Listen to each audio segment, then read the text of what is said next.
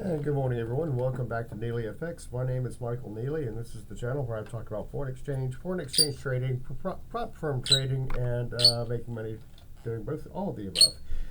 So we're talking about making money and trading, and Henry is all sorts of excited this morning. We're going to go to the risk disclaimer screen and talk about risk disclaimer. Now, this channel, I'm in the United States. To my knowledge, this is required by law. This channel is for educational and entertainment purposes only and does not constitute trading or financial advice. I'm a professional trader, not a broker, trading my own capital. You probably may not want me trading your capital. I do not solicit funds, manage client accounts, nor do I hold CFTC or NFA registration. Henry, get off the microphone. Let's see. At this time, I have held NFA registration in the past. I don't count anymore, though. Forex trading is highly speculative with a high risk of losing some or all of your investment capital. Only trade the funds you can comfortably afford to lose. Now, the CFTC risk disclosure goes like this. Forex trading carries a high degree of risk and may not be suitable for all investors. The high degree of leverage can work against you as well as for you. Before trading Forex, carefully consider your investment objectives, experience, and risk appetite. You could sustain a loss of some or all of your investment capital. So let's get into what's going on today. As far as catalysts goes, we have the Great British Pounds rate decision is coming up in about 15 minutes. We'll see what happens with that. Maybe finish this video by then. We also have the U.S. Unemployment claims, which is not really a thing anymore. Unless it gets into like 300,000-400,000 per week. Not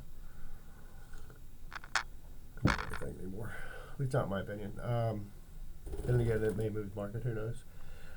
Then we also have the Philadelphia Fed Manufacturing Index, which is looking pretty sloppy lately. So that may actually move the markets a little bit, especially because up to like 20 or something. Let's look and see what the range is. Yeah, I can go up to 50 and stuff. So it's Philadelphia. We won't worry about them. Let me see. So what's going on after that? Let's go to the our charts and see what we've got going on. First, DXY is way down here. Kind of coming back after a little beating it took yesterday on the rate cut yesterday. It's making a little bit of a comeback. Not much though. Euro versus the dollar broke out of the trend line, and now it's coming right back into the trend line. So I'm not quite sure what to make of that. Not sure what to make of that. Could be heading south after that. I don't know. It depends what's going on in Europe compared to the United States. Let's see. Dollar versus the yen. Again, right in the middle of that Bollinger Band. I am not touching it today. That's at the very top of the Bollinger Band, but I'm still a little bit leery of it. And again, it is a Saner trade, the one I picked out. Oh, I don't have a little light on. Do this one too. There we go. Thanks, go ahead. Let's see, after this we go to the pound versus the yen. That is a straight line. There's not a whole lot going on with the dollar versus the yen right now. We do have the Japanese rate decision tonight, so that could move something. I forgot to mention the Japanese rate decision, but that's tonight too. Dollar versus the yen. Made some money on this yesterday. I know I didn't. I did the UCAD yesterday. And it is kind of going sideways right now, right before the rate decision. Henry likes it too. Then we have the GJ. GJ took off yesterday. I kind of altered the chart a little bit, bring it down. So I'm looking for a resistance area and can't find one. Henry, knock it off.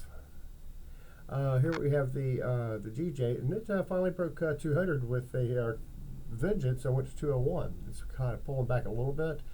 I did set up a trade at 201.17 because I think it has the capability of going further. And it's when it goes, it goes. It goes 100, 150 pips. It goes big when it goes.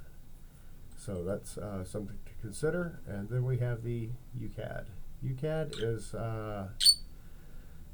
looks like a good buying opportunity, but not with that. Is that an Evening Star candle? It's a turnaround candle, whatever it is. You don't trade on top of that. That's you wait and see what's going to happen on the next candle open, which is probably going to be heading south, but not too far. Then we have the Aussie right here. I just don't see a whole lot of trades today. Aussie looks like it might be a good little trade right here, going north. It's right between the two Bollinger Bands and the quote-unquote buy zone. And it's still 66.60 has been my buy area for the Aussie for about a week now, and it hasn't gone anywhere, so we're not touch that.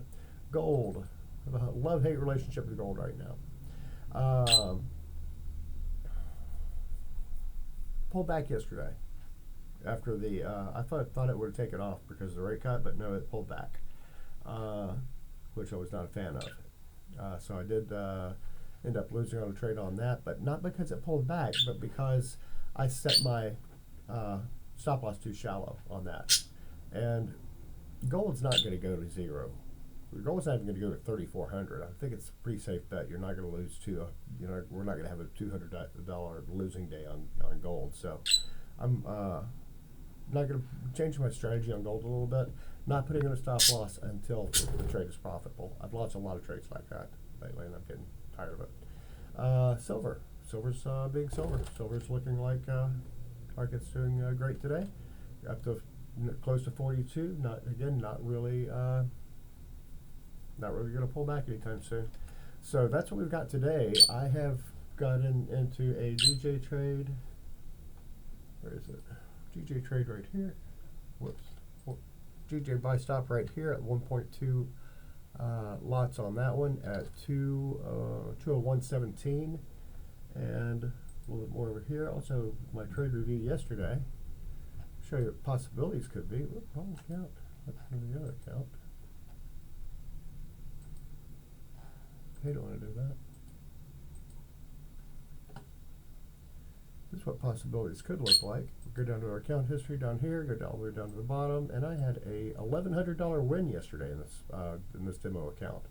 So that would be nice if we could start getting $1,100 wins more often. Then that would be very nice. I also have this back up to profitability, which would also be nice to have that demo account back up to profitability. It'd be a nice little pat on my own back. It would be great when it's real money, and I can start trading real money like that. But in the meantime, that's what we've got. So you guys have a great one. I will talk with you later. If you like this video, then by all means like and subscribe to the channel, and I will talk to you later. Have a good one. Bye.